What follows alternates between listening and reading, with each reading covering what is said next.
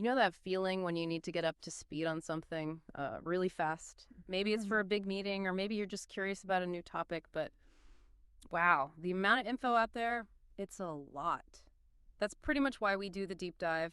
Think of us as your shortcut. We cut through the noise, get you the core insights. Simple as that. So today, we're diving into the world of watches, specifically the brand new Maurice Lacroix Aikonic collection. And this isn't just, a minor tweak. It's being pitched as a sportier, kind of edgier take on their super popular Aikon series. Yeah, we've gone through a bunch of detailed reviews, so we've got a pretty solid picture of what this collection's all about. Our mission today, to really unpack what makes this Aikonic a significant move for the brand. We want to understand that mix of sticking to their roots while pushing things forward. We're definitely looking for those little details, those aha moments that tell you what Maurice Lacroix is trying to achieve here. Okay, let's unpack this. First off, to really get the Aikonic, you kind of need to understand where it comes from. Let's talk about the Aikon's legacy. I mean, the Aikon series, since it launched back in 2016, has been huge for Maurice Lacroix, like their #1 bestseller. And it wasn't just one thing. They played around with materials, steel, titanium, bronze, ceramic, different finishes, textures. Remember the Aikon Ventura? That was their more robust take. Or the skeleton version, really intricate. And those fun collaborations, too. They kept reimagining it. Absolutely.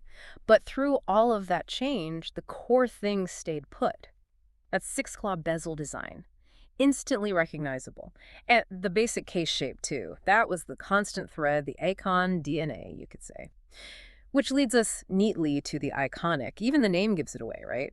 Aikon plus IC for innovative craftsmanship. It's definitely signaling we respect the past.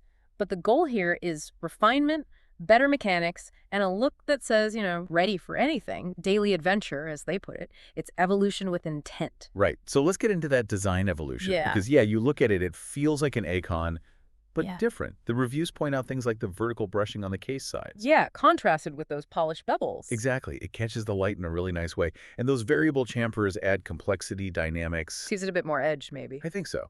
Now, size-wise, we're talking 43mm diameter. 11 millimeter thick. So it's got presence, definitely. But the word is it still wears really well. Sits flat, comfortable. Seems so. That's the feedback. Not too bulky despite the numbers. And then there's the bezel, those famous 6 arms. Still there, of course. Couldn't be an Aikon without them. Right. But now they're made of ceramic. Black, white, or blue options. And this is interesting because ceramic isn't just tough. It adds a different visual texture, a more premium feel, maybe. It's a smart material choice. Definitely feels like a step up. And they've used ceramic on the crown cover, too, which has this nice grippy feel. Good detail. Practical stuff. Yeah. Sapphire crystal front and back, which you'd expect. And 100 meters water resistance, solid. What's fascinating here, I think, is how these choices, the ceramic, the finishing, all pull together to create that sportier, edgier vibe they were going for. But it also makes it more durable for everyday life. It's not just about looks. Okay, let's move to the dial then. What are we seeing at launch? 4 references initially, all time and date models. And the big story seems to be this carbon dial. It's different. Yeah, it's unique. The carbon fibers are all lined up vertically. Right, creating these black and gray stripes. It looks very technical, very modern. It does. Yeah. And that technical surface actually works really well as a backdrop for the hands and indices. They're rhodium-plated, faceted, and they have this sandblasted line down the middle. Little details that add refinement. Nice. And superluminova for visibility at night. Of course, on the hour and minute hands. Standard, but essential. Date window at 3 o'clock seems pretty cleanly done. Doesn't mess up the flow. No, it integrates well. And wasn't there one version with a pop of color? Yeah. One of the black bezel models. They use this light blue for the hands, the indices, even the date frame. Yeah. Matches the strap. Kind of fun. Adds a bit of personality. Definitely stands out. Okay, now, the movement. This seems like a big deal. The new ML1000 automatic caliber. This wasn't just pulled off the shelf, right? No, absolutely not. Developed with Soprod. Exactly. So Coprod, who are known for making really solid, reliable movements. And they're actually located very close to Maurice Lacroix's own facility in Edgier. This partnership, developing this caliber together, it really signals a step up for the Aikonic. So it bumps the watch into a slightly higher tier. I'd say so, yeah. especially considering the price point we'll get to later. Yeah. It brings more watchmaking credibility, and the performance specs back that up. We're talking chronometer-level accuracy. Which means what, exactly? Plus or minus 4 seconds a day. Yeah. That's very accurate, really reliable for you day to day. Okay. Plus a 60-hour power reserve. So you take it off Friday night, put it back on Monday morning, and it should still be running. Handy. Definitely. And it beats at 28,800 vibrations per hour, which gives you that smooth seconds hand sweep. And if you flip the watch over, look through the sapphire case back, the level of finishing on the movement is pretty remarkable for this category. What kind of finishing are we talking about?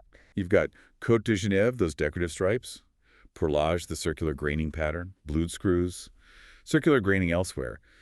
These aren't strictly necessary for function, but they show a real commitment to the craft. You don't always see this level of detail at this price. And I read something about a double screw balance bridge. Yeah, that's a nice touch. It holds the balance wheel more securely, which helps with stability and accuracy. Plus, it looks good, adds symmetry. And the rotor, the bit that winds the watch, is open-worked. Oversized and open-worked, so you get a better view of all that decoration on the bridges underneath. It's a nice touch for people who appreciate the mechanics. Okay, let's talk straps. They sound pretty sporty. Bi-material rubber straps, is that right? Yeah, exactly. Depending on the model, you get a base rubber strap in black, light blue, or dark blue. And then there's this textured inset section. Looks like nylon, but it's rubber in black or white with matching stitching. Sounds like a good fit for the watch's vibe. Definitely. And here's a really practical feature for you, the owner. Maurice Lacroix's ML Easy Change system. Ah, the quick change strap thing. Yep. No tools needed. You can just pop the strap off and put another one on in seconds. That's genuinely useful. Lets you change the look really easily. Totally. And you'd expect they'll probably release more strap options down the line. Different colors, maybe different materials too. Adds to the versatility. Right. So, brings us to the bottom line. What's the damage? What's the price?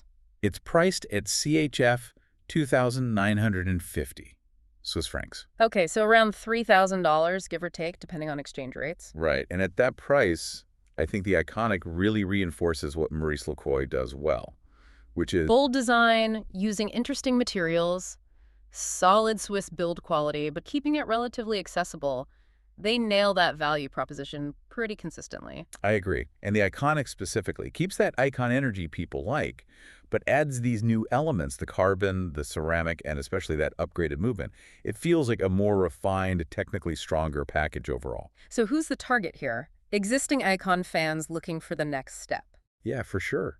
If you've liked the Aikon before, this feels like a logical, appealing upgrade, a natural evolution. Not for newcomers. Well, it definitely makes their lineup even more compelling, doesn't it? Yeah. It shows ambition. It's a strong contender in that price bracket.